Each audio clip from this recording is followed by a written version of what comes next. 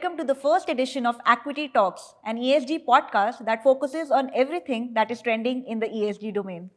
I am Ananta and I am part of the investment banking team at Acuity, supporting clients on sustainable finance and ESG related engagements.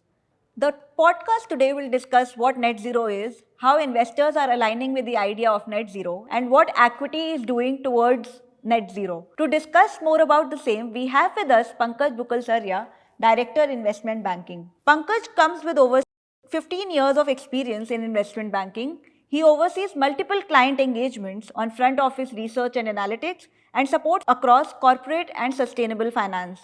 He comes with a significant experience in oil and gas, metal and mining, and other sectors. Welcome to the podcast, Pankaj. Thanks, Ananta, for having me here. Let's dive right into the podcast. The first question I have for you is what, according to you, is net zero, and how banks as well as financial institutions are engaging with the idea of net zero? So, net zero is very simple term. So, as the name suggests, it essentially focuses on decreasing the emissions which impacts global warming and how the corporates can achieve that in reducing their carbon emissions. Now, to achieve this net zero target, institutions, sovereigns will look to fund trillions of dollars, and for that they need investments. Right. Now, investment banks are working with these institutions, these sovereigns, to come up with various innovative solutions to work with them in their roadmap to achieve net zero and accordingly finance the same. Investment banks are playing a huge and important role out here, coming up with maybe sustainable bonds, sustainability linked initiatives, devising the roadmap, and so on and so forth.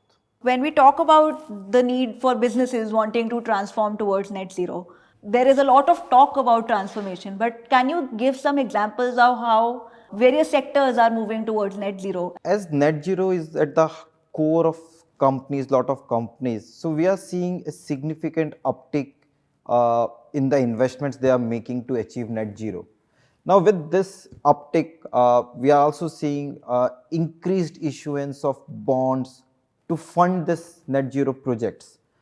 In fact, for 2023, there is a forecast that a combination of social bonds, sustainable bonds would exceed over $1 trillion of issuances. That's true, Pankaj. Now, whenever there's a new phenomena that comes, like net zero came into being in 2015 after the Paris Agreement, there are a lot of challenges that come with it, whether it is related to the fact that the stakeholders are not agreeing to a certain change, or low carbon technology is not available, or it is very costly.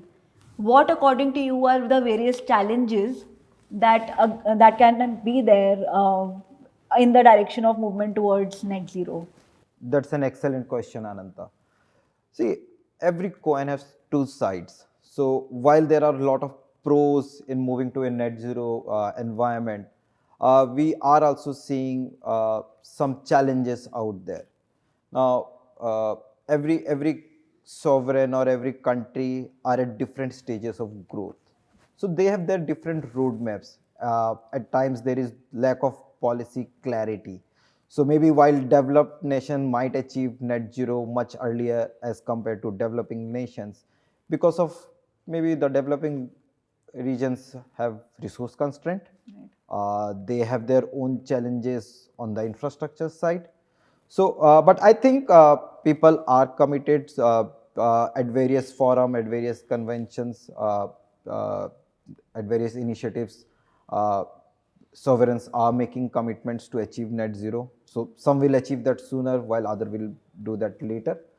Apart from that, if you look at the corporate side, there can be a lot of resistance for a change. Moving to net zero would involve a lot of commitment, challenging the status quo, and obviously a lot of investments.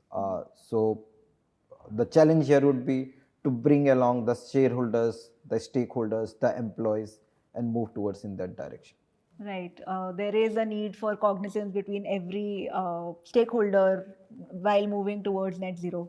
Now, despite all the challenges, What is Acuity doing to support its clients on their journey towards net zero?